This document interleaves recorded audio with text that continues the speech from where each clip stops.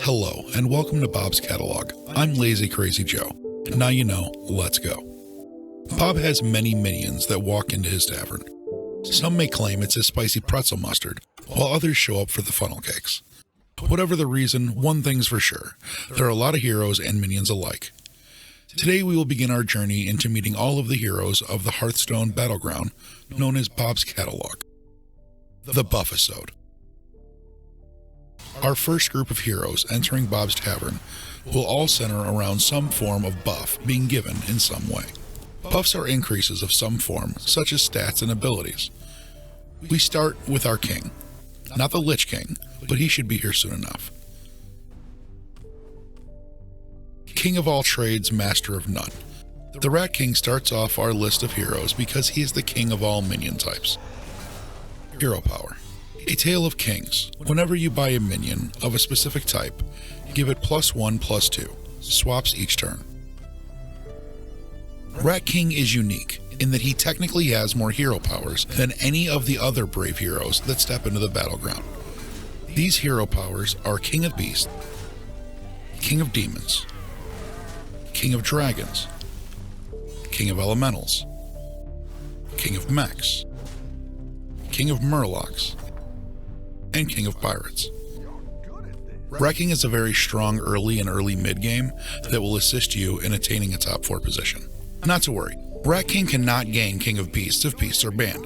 Same is true for all other types. There are other kings in the game, and if we're done monkeying around, our next monarch is King Mukla. The king does not buff when purchasing, but rather by feeding bananas throughout the battle.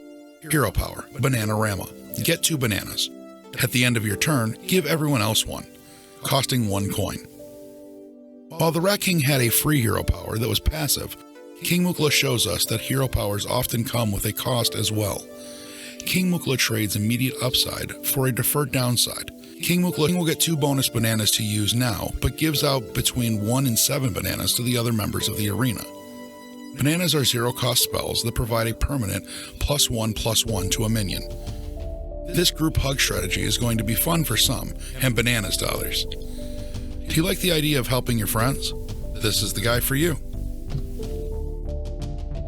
If the Rat King is the king of all trades, then Queen Togwaggle would be his or our queen, or something like that.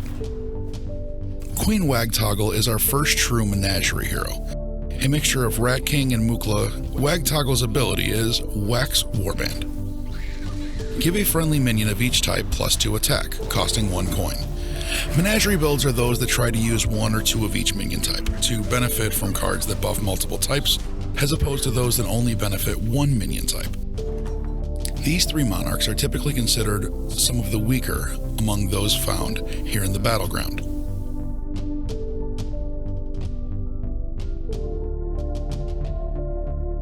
The Lich King. Once the laughingstock of the battlegrounds, someone never to be feared. The Lich King now sits high atop not only Icecrown, but one of the strongest in all of the battlegrounds, at least as of the making of this video. Hero power, Reborn Rites. Give a friendly minion Reborn for next combat only. Cost 0 coins. After tinkering with his hero power, the Lich King is now a force to be reckoned with. A free ability that makes the early game a breeze, and with the right minion selected, this ability stays viable all the way until you can claim victory and sit upon your icy throne. This ability is best used on creatures that can abuse rebirth. A creature with a death rattle that is more valuable than the creature itself, for instance, Kindly Grandmother, Mechano Egg, Gentle Jin maybe, serve as great targets. Divine Shield minions are often the other best choice. Or maybe you just want to make sure your Baron stays around. No matter the route you choose, make sure that all others know that you are king.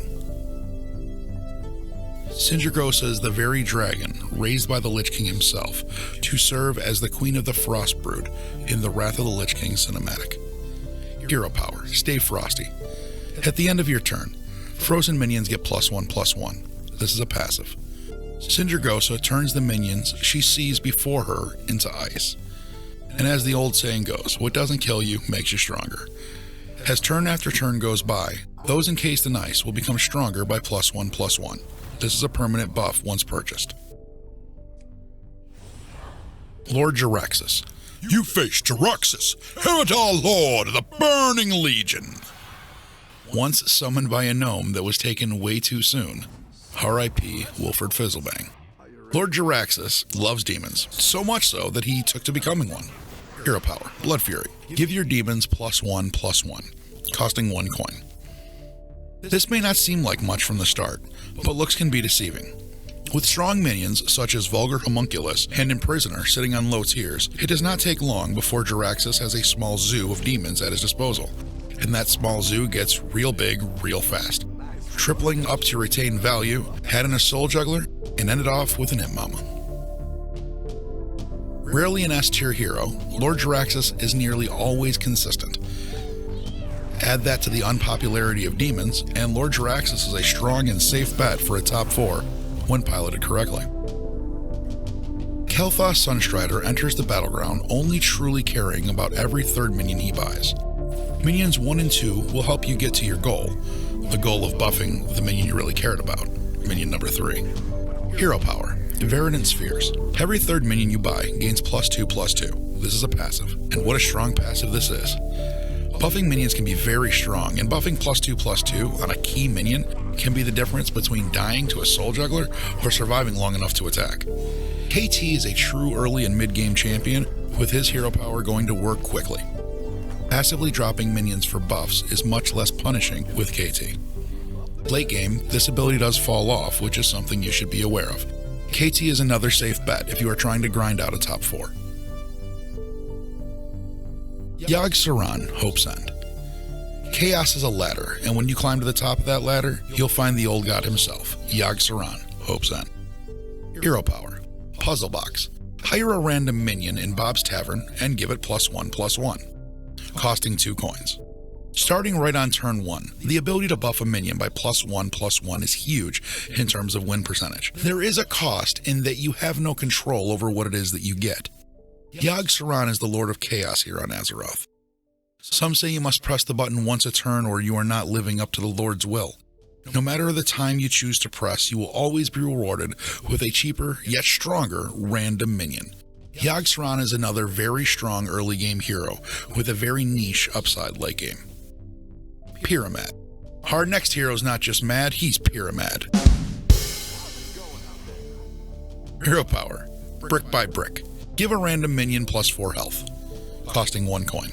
A token start with this hero is a very strong start due to the ability to create a 2/6 or a 1/5 minion, both of which are very hard to beat on turn 1 with any minion hero combination. Pyramid's strength comes from his ability to make otherwise weaker and riskier minions much stronger due to having stronger backs and therefore living longer. Murlocs have long benefited greatly from Brick by Brick, but all minions can benefit from a strong back. If a top 4 is what you are after, Pyramid is often a very safe bet to get there.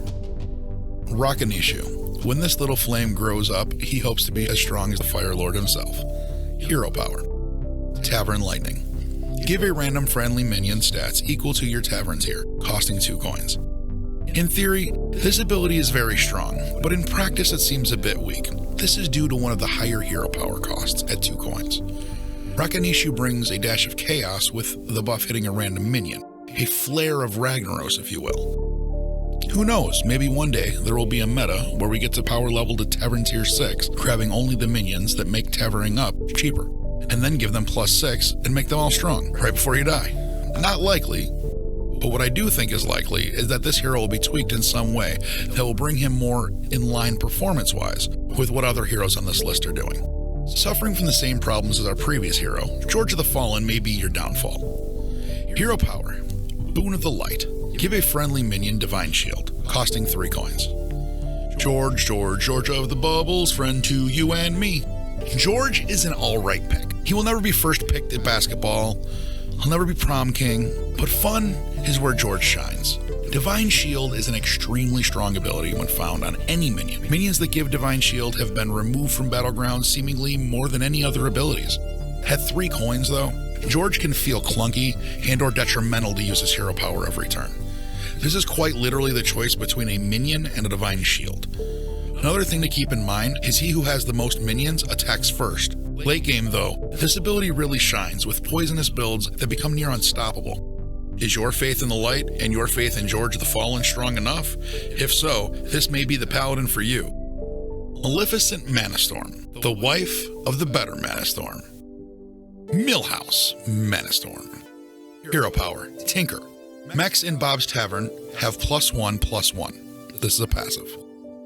Melee is always considered very strong. This may be due to the sporadic popularity of mechs. One thing is for sure, with this hero power, you will have an advantage as long as you get enough mechs. You should be aware that this hero power falls off late game compared to some other heroes on this list. Deathwing. Everyone's favorite dragon, Deathwing. Hero power, all will burn. All minions have +2 attack, passive. Long gone are the days when Deathwing was broken at +3 attack for all heroes, although admittedly, I'd like to see those days come back. Today, Deathwing is considered a very strong challenger in the Battlegrounds, usually finding himself in the top 5 or top 10 positions. Wide strategies and token strategies alike benefit Deathwing.